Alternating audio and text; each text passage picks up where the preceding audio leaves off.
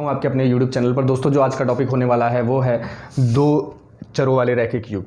दोस्तों इस टॉपिक में भी बहुत सारे स्टूडेंट ऐसे हैं जो परेशान हो जाते हैं। बिल्कुल घबराइएगा मत, आज मैं इस टॉपिक को पूरा क्लियर करने वाला हूँ। हमेशा आपको इस चैप्टर से तो छुटकारा मिलने वाला है, कभी भी कोई भी प्रॉब्लम इस चैप्टर के लिए तो नहीं आने वाली है। और हाँ दोस्तों, एक चीज़ के लिए रिक्वेस्ट करूँगा, प्लीज़ अगर चैनल पर नए हैं तो सब्सक्राइब कर लीजिएगा और बेल आइकन जरूर प्रेस कीजिएगा। दोस्तों आप लोग देखते हैं वीडियो देख के आते हैं, आप सब्सक्राइब नहीं करते हैं। इसके बाद क्या होता है, मैं दूसरी वीडियो बनाता हूं, आप लोग वो नहीं देख पाते हैं, फिर आप तीसरी वीडियो में आकर कहते हैं कि सर ये हमें समझ में नहीं आया।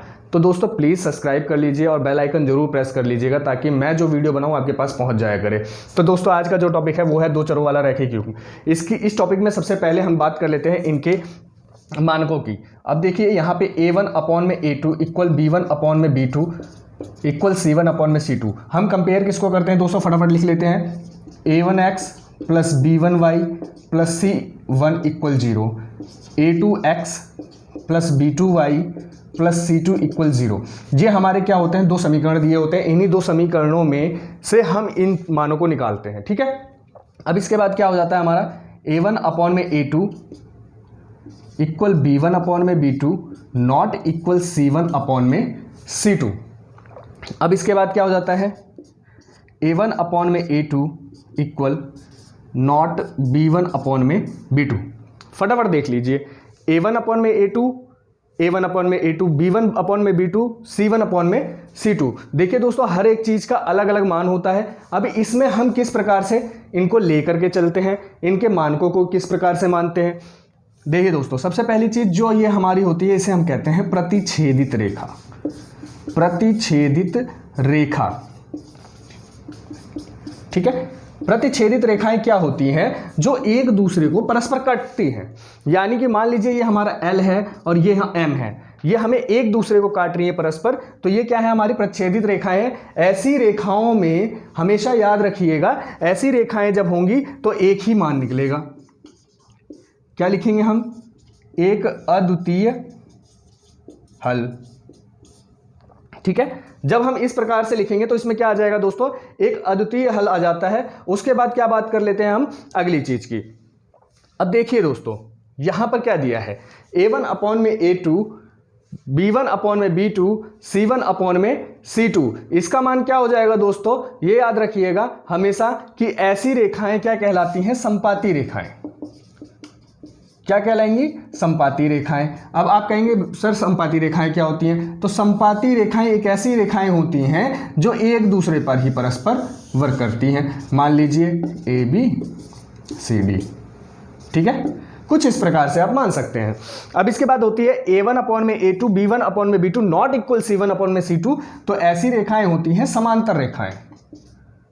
समांतर रेखाएं, अब ऐसी रेखाएं जो कैसी होती है ये तो आपको पता ही है, परस्पर हमेशा जहां पे डिस्टेंस सेम रहता है, ठीक है। समांतर रेखाएं, संपाती रेखाएं और प्रतिच्छेदित रेखाएं, यहां पर एक हल होता है, ये चीज याद रखिएगा। और संपाती रेखाओं में अनेक हल होते हैं और जहां पर समांतर रेखाएं आ जाए वहां पर एक भी हल नहीं होता है, ये याद रखिएगा, एक भी हल नहीं होगा।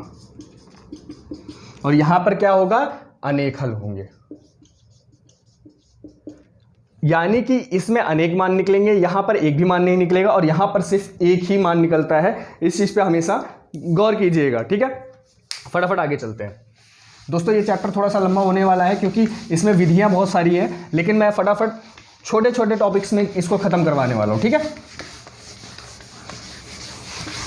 चलिए फटाफट देख लेते हैं। मान लीजिए हमें क्या दिया गया है, एक कोई समीकरण दिया है, एक इक्वेशन कोई सा दे दिया गया। अब वो इक्वेशन है क्या, इक्वेशन मान लीजिए हमें दे दिया गया 2x प्लस 3y इक्वल 6, ठीक है। उसके बाद हमें दे दिया गया 3x प्लस में 5y इक्वल में 2, या फिर मान लीजिए सिर्फ x दिया है, ठीक है। यहां पर सिर्फ x दिया है और ये हमें इक्वेशन दिया है। ये समीकरण 1 है और ये समीकरण क्या है हमारा, 2 है।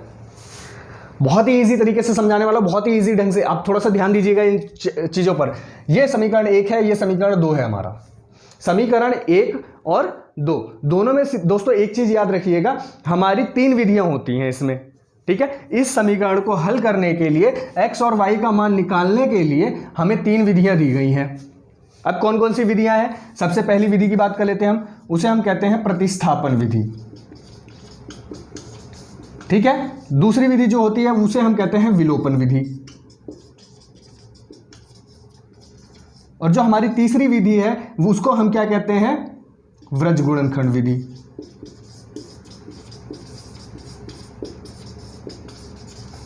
तीनों विधियां हैं। अब देखिए, ये हमारा समीकरण है, ये हमारी तीन विधियां हैं। अभी इन तीन विधियों को आप ध्यान से देखिएगा, इन्हीं तीनों विधि से हमें इसे सॉल्व करना है। पहली विधि को हम ले लेते हैं पहले, मान लीजिए प्रतिस्थापन विधि हम पढ़ लेते हैं पहले, उसके बाद आगे बढ़ते हैं। प्रतिस्थापन विधि, ठीक है। प्रतिस्थापन विधि में दोस्तों क्या होता है, हम किसी भी चीज को एक तरफ से दूसरी तरफ पक्षांतर करके एक चीज का मान निकाल लेते हैं। अब मान लीजिए हम समीकरण 2 को लेके चलते हैं। समीकरण 2 से लिखना पड़ेगा, समीकरण 2 से। अब क्या करते हैं, यहां से हम x का मान निकाल लेते हैं। तो x + 5y = 2 था, तो हम यहां से x का मान निकालेंगे। x का मान क्या हो जाएगा हमारा दोस्तों, फटाफट बताइए। 2 - 5y। यहां से हम x का मान, पक्षांतर का मतलब क्या होता है, प्रतिस्थापन का मतलब क्या होता है, दूसरी साइड लेके जाना, ठीक है। दूसरी साइड हम लेके गए, यहां से हमने क्या किया, x की वैल्यू निकाल ली। अभी इस x की वैल्यू का मान समीकरण 1 में रखने पर अब समीकरण 1 में रख लेते हैं x के वैल्यू को। x के वैल्यू को किस में रखेंगे, समीकरण 1 में। फटाफट रख लेते हैं। 2 क्या है x की वैल्यू, 2 - 5y प्लस में 3y = 6। यही है इक्वेशन फर्स्ट में हमने रख लिया। अब इक्वेशन फर्स्ट में रखने के बाद क्या करेंगे, इसको ओपन कर लेते हैं। 2 × 2 = 4, 10y + 3y = 6। अब यहां से देखिए -7y = क्या हो गया, 6 हो गया, ठीक है। अब हम इसको इस साइड भी ले जा सकते हैं। अगर इसको इस साइड लेके जाते हैं आप, तो क्या हो जाएगा, -7y = 6 माइनस में 4, तो y = क्या आ जाएगा, 2/-7। y की वैल्यू हमें मिल गई। यहां से हमें y की वैल्यू क्या मिल गई, 2/-7। अब इसी वैल्यू को हम क्या करेंगे, समीकरण 1 या 2 में रख दीजिए। हम समीकरण 2 में रख लेते हैं। मान लीजिए x + 5 मल्टीप्लाई में y की वैल्यू क्या है, 2/-7 = 2। तो क्या हो जाएगा, x - 10/7 = 2 x। अब इसको इस साइड ले जाइए।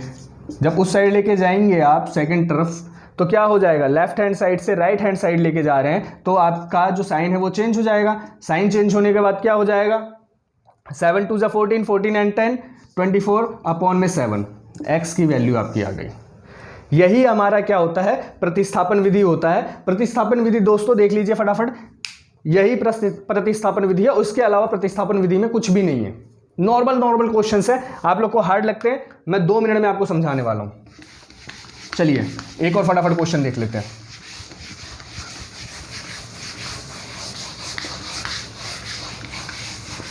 प्रतिस्थापन विधि पे एक और क्वेश्चन देख लेते हैं फटाफट। मान लीजिए हमें क्या दे दिया गया है, कोई क्वेश्चन है x + 3y = 6 और यहाँ पे हमें दे दिया गया है 4x - 2y = 3। ये इक्वेशन हमारा फर्स्ट हो गया, ये इक्वेशन हमारा क्या हो गया, सेकंड हो गया। हमें करना क्या है, प्रतिस्थापन विधि में मैंने क्या बताया आपको, क्या करना है, फटाफट क्या करना है, एक इक्वेशन से किसी का मान निकाल लीजिए। तो सबसे पहले मान ऐसे समीकरण से निकालिए जिसमें आसानी से निकल जाए। मान लीजिए हम समीकरण 1 को ले लेते हैं, आसान है। समीकरण 1 से यानी इक्वेशन फर्स्ट से हम क्या लेते हैं, x = क्या हो जाएगा, 6 - 3y। x की वैल्यू हमने निकाल ली है। फटाफट देख लीजिए, x की वैल्यू हमने निकाल ली, का मान हम किस में रख देंगे, समीकरण 2 में। समीकरण 2 में मान रख लीजिए, क्या हो जाएगा, ये हमारी वैल्यूज हो गई। अभी इस वैल्यू में हम क्या करते हैं, इसको सॉल्व करते हैं फटाफट। 12y - 2y = 3। ध्यान से देखिए, 24 - 14y = 3। यह आ गया 24 - 14y = 3। अब इसको सॉल्व कर लीजिए फटाफट। अगर आप 24 को उस साइड लेके जाते हैं क्या हो जाएगा, 3 - 24, तो y = क्या हो गया, -21/14, 7 2 ज़ा 14, 7 3 ज़ा, तो y इक्वल क्या आ गया 3/2। y की वैल्यू हमें मिल गई 3/2 मिल गई। अब हमें करना क्या है, y का मान समीकरण 1 में रख दो। समीकरण 1 में रखोगे तो क्या हो जाएगा, y का मान रखिए फटाफट, +3 × 3/2। उसके बाद क्या है, इक्वल में 6, यही है।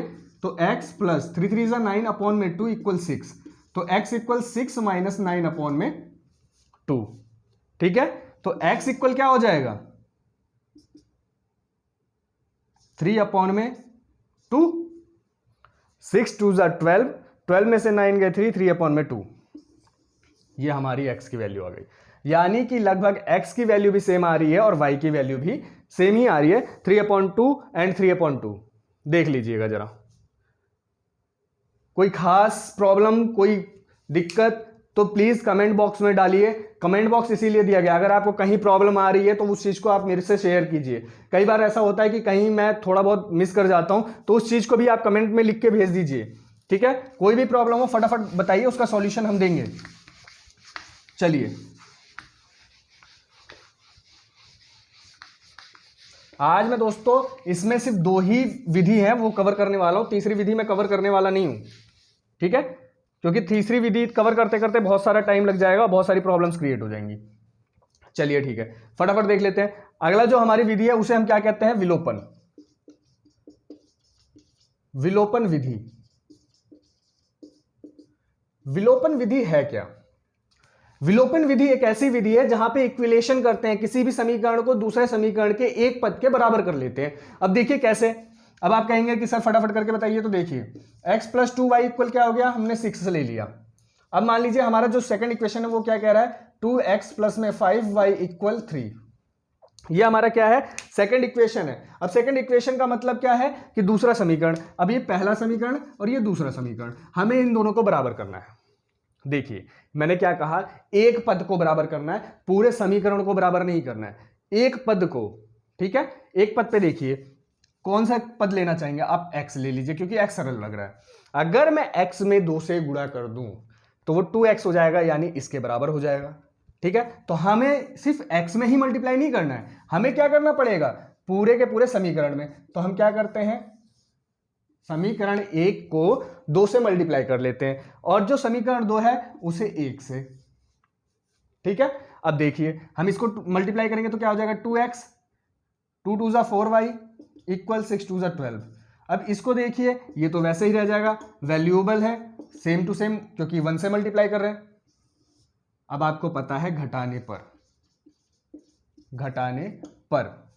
घटाने पर क्या होता है, साइन चेंज हो जाते हैं।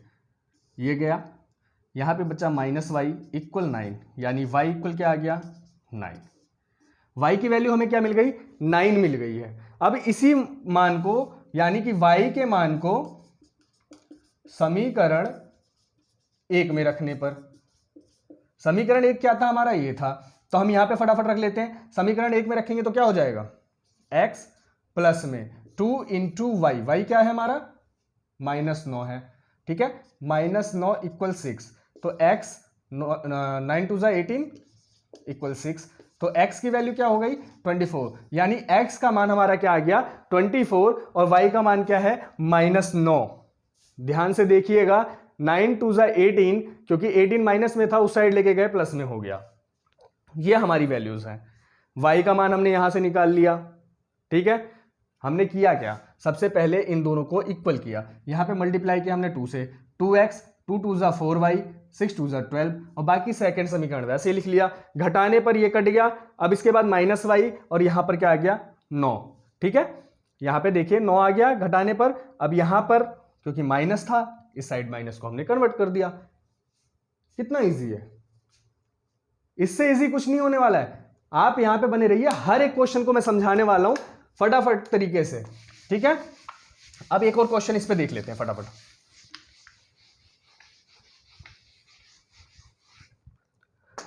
मान लीजिए हमें कोई इक्वेशन दे दिया गया है 3x + 5y इक्वल 2, या फिर कोई इक्वेशन ऐसे दे दिया गया है x + 4y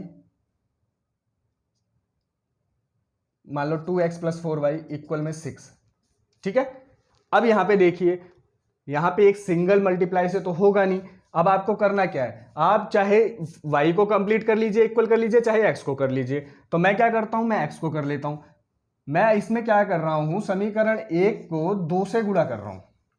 समीकरण 1 में मैं 2 से मल्टीप्लाई कर रहा हूं और समीकरण 2 में मैं किससे मल्टीप्लाई कर रहा हूं, 3 से। ठीक है, क्यों कर रहा हूं, 3 2 जा 6x हो जाएगा, 2 3 जा 6x हो जाएगा। समझ में आ रही बात। यहां से अगर मैं 2 का मल्टीप्लाई करता हूं, 3 दूनी 6 हो जाएगा और 2 तियां 6 हो जाएगा। अब देखिए फटाफट, 3 दूनी 6x प्लस में 5 दूनी 10y इक्वल 2 दूनी 4। अब यहां से 6x 4 तियां 12y 6 त्रिक 18। समझ में आ रही बात। इक्वेशंस देखिए फटाफट। अब देखिए घटाने पर आपको पता है, मैंने आपको पहले बता रखा है क्या होता है, साइन चेंज हो जाते हैं। साइन चेंज हो गया, ये तो कट गया, बचा क्या यहाँ पे -2y इक्वल, यहाँ पे क्या बचा -14। तो y इक्वल क्या हो गया, -14 डिवाइडेड -2, यहां से ये कट गया, 2 1 जा 2 7 जा, तो y इक्वल क्या आ गया 7। y की वैल्यू हमें 7 मिल गई है। अब y की वैल्यू को हमें क्या करना है, इसी y की वैल्यू को हमें क्या करना है, समीकरण 1 में रखना है। तो समीकरण 1 में y की वैल्यू जब आप रखेंगे तो क्या हो जाएगा, 3x प्लस 5 इंटू y की वैल्यू रख रहे हैं 7 इक्वल 2, यही है। तो फटाफट इसे सॉल्व कर लेते हैं। 7 पंजे 35, 3x इक्वल 2 माइनस 35। देखिए यहां पे देखिए, ठीक है। अब क्या हो जाएगा, 3x इक्वल -33, तो x इक्वल क्या आ गया, -33 डिवाइडेड बाई 3, 3 1 जा 3 11, तो x इक्वल -11। इतना आपको समझ में आ गया, कोई प्रॉब्लम, देख लीजिए फटाफट। बस यही क्या है, हमारी विलोपन विधि है, इसके अलावा विलोपन विधि में कुछ नहीं है, इससे ज्यादा कुछ नहीं होने वाला है। इस चीज को ध्यान से देखिएगा, समझिएगा, इसके अलावा कुछ नहीं होने वाला है। हमारी दोनों विधियां हमने सॉल्व कर ली हैं। तीसरी विधि है वो है व्रज गुणनखंड विधि, जिसको मैं नेक्स्ट वीडियो में आपको समझाने वाला हूं। कारण क्या है, अभी मैं समझा तो दूं क्योंकि वीडियो बहुत ज्यादा लंबी हो रही है, ठीक है, इसलिए इस वीडियो में मैं नहीं समझाने वाला। एक टॉपिक को छोड़कर चलते हैं नेक्स्ट वीडियो में, विलोपन विधि और व्रज गुणनखंड विधि। विलोपन विधि से शुरुआत करेंगे, थोड़ा बहुत और समझा देंगे, उसके बाद व्रज गुणनखंड विधि पूरी की पूरी तरीके से उसमें कवर कर लेंगे। दोस्तों प्लीज अगर चैनल पर नए हो तो सब्सक्राइब कर लीजिएगा और बेल आइकन जरूर प्रेस कर लीजिएगा, ताकि मैं वीडियो जो बनाऊं वो आपके पास पहुंचते रहे। मिलते हैं अगले वीडियो में। जय हिंद, जय भारत।